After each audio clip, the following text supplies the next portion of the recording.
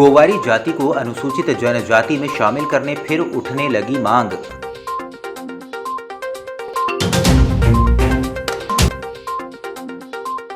Furniture mart के आड़ में हो रही सागौन की अवैध तस्करी।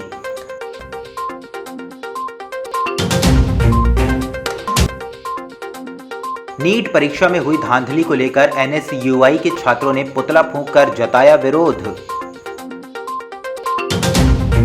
आदिवासी गोवारी समाज संगठन गोवारी समाज को अनुसूचित जनजाति में शामिल किए जाने विधानसभा व लोकसभा चुनाव संपन्न होने के बाद पुनः लामबद्ध हो गया है। गोवारी समाज संगठन के पदाधिकारियों ने सोमवार को स्थानीय सर्किट हाउस में पत्रकार वार्ता आयोजित कर प्रदेश सरकार से गोवारी जाति को अनुसूचित जनजाति में शामिल करने की मांग की है। इस मांग को लेकर विधानसभा में आवाज उठाने और विधानसभा का आगामी 9 जुलाई को घेराव करने की चेतावनी दी है। इस दौरान प्रमुख रूप से गोवारी समाज संगठन प्रदेश अध्यक्ष महेंद्र सहारे व जिला अध्यक्ष कन्हैया राउत सहित अन्य सामाजिक कार्यकर्ता मौजूद रहे। विगत कई वर्षों से हम भारतीय जनता पार्टी की यहाँ सरकार देख रहे प्रदेश में और निरंतर उनसे हम उनके जन नेताओं से उनके माध्यम से अपनी बातों को मुख्यमंत्री तक पहुँचाने की बात कर रहे हैं। कई बार उनके पास हमने अपनी गुहार भी लगाया, आक्रोश रैली भी निकाला। 4 सितंबर को हमने पूरे जिले के गोवारी समाज एवं प्रदेश के गोवारी समाजों को बुला के एक धरना प्रदर्शन किया, कलेक्टर साहब का घेराव किया। उसके बावजूद भी यहाँ का प्रशासन और मध्य प्रदेश की शिवराज जी की सरकार की अभी यादव जी की सरकार है, इनको कोई भी उनके कानों में कोई भी बात नहीं पड़ रही है, ना ही वो हमारे समाज को हक अधिकार देने की बात है। यहाँ के जन नेताओं से भी हमने कई बार बात की, उन्होंने भी सिर्फ हमें गुमराह किया। कोई हमारे समाज को, हमारे अधिकारों को हक दिलाने की कोई बात नहीं करती और इससे पूरी गोवारी समाज आक्रोशित है। हम लोग गोवारी समाज के लोगों ने मीटिंग करके हमारे संगठन में सभी ब्लॉकों और अध्यक्षों से हमने संगठन करके एक निर्णय लिया गया है कि अब विधानसभा घेराव करेंगे, क्योंकि गोवारी समाज में काफ़ी आक्रोश पड़ रहा है सरकार के खिलाफ में, सरकार ध्यान नहीं दे रही है। इसलिए निर्णय लिया गया है कि विधानसभा सत्र के दौरान गोवारी जाति के पूरे हमारे बालाघाट जिले के लोग, सिवनी जिले के लोग और छिंदवाड़ा जिले के लोग एक साथ हम लोग जो है विधानसभा घेराव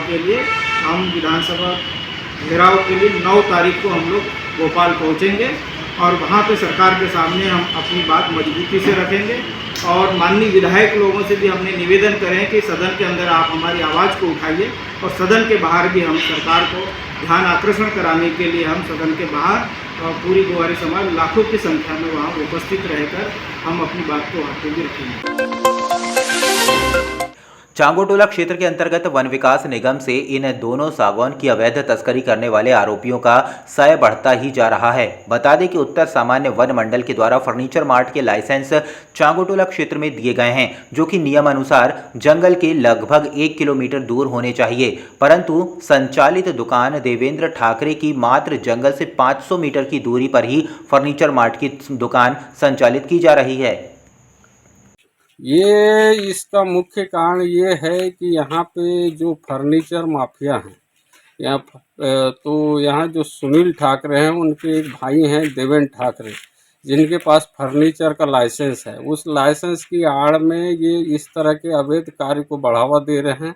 उसका भाई खुद चिरान कर रहा है और जब उनको से कोई पूछता है तो मेरे पास तो लाइसेंस है बोलता है, लेकिन वो इस अवैध चोरी को बहुत बढ़ावा दे रहा है। क्या लगता है? और इसके पहले भी बहुत लोगों के मुंह से सुनने में आया और उनके परिवार, मैंने जब अपने कार्यालय से पता किया तो उनके भाई सुनील ठाकरे के भाई, उनके पिताजी के नाम पे पूर्व से भी पीवार दर्ज हैं। इसी तरह के सागौन चिरान चोरी के जो हैं वन अपराध दर्ज है। नीट की परीक्षा में हुई धांधली को लेकर सोमवार को एनएसयूआई के महाविद्यालयों के छात्रों ने सड़क पर उतरकर प्रदर्शन कर भ्रष्टाचार का पुतला फूंका। इस दौरान संगठन के पदाधिकारियों ने कहा कि नीट परीक्षा में पेपर लीक हो गया है, जो बड़ा घोटाला है, लेकिन केंद्रीय शिक्षा मंत्री व एनटीए के डायरेक्टर द्वारा कोई ध्यान नहीं दिया जा रहा है। हमारी मांग है कि परीक्षा रद्द कर सभी 24 लाख परीक्षार्थियों की पुनः परीक्षा हो और केंद्रीय शिक्षा मंत्री व नीट के डायरेक्टर तत्काल इस्तीफा दें। उन्होंने कहा कि मांगों पर अमल नहीं किया गया तो एनएसयूआई द्वारा उग्र आंदोलन किया जाएगा। हमारी मांग है कि 24 लाख छात्रों के एग्ज़ाम फिर से हो और जो भी इसमें मिला है इस घोटाले में उनको कड़ी से कड़ी सजा हो।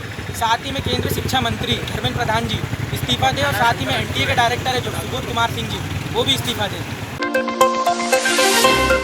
अल्लाह के नबी हज़रत इब्राहिम और हज़रत इस्माइल अलैहिस्सलाम की याद में मनाया जाने वाला पर्व ईद उल अजहा सोमवार को शहर मुख्यालय सहित पूरे ज़िले भर में मुस्लिम धर्मावलंबियों द्वारा हर्षोल्लास के साथ मनाया गया। इस दौरान जहां मुस्लिम बंधुओं ने ज़िले की तमाम ईदगाहों व मस्जिदों में ईद की विशेष नमाज अदा की व एक दूसरे से गले मिलकर ईद की मुबारकबाद दी।